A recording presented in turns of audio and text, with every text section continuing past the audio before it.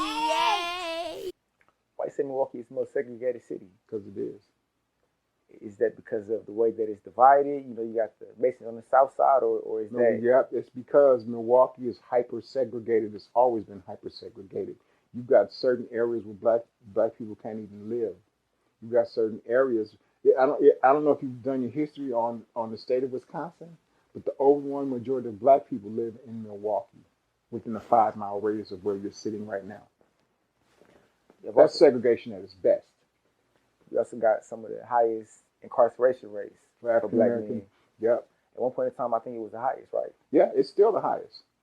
At one point, it's still the highest because if you notice, we get incarcerated 10 times more than our white counterparts for the same exact crime.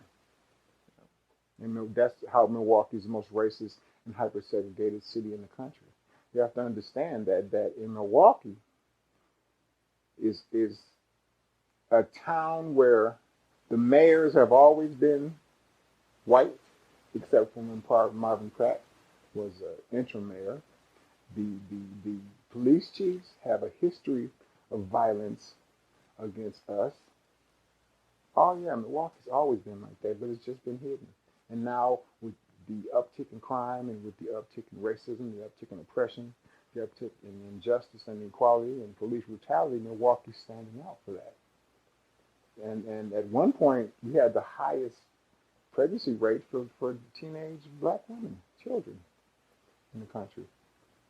And 53206 is the worst area code in the country. Straight here in Milwaukee, one of the poorest.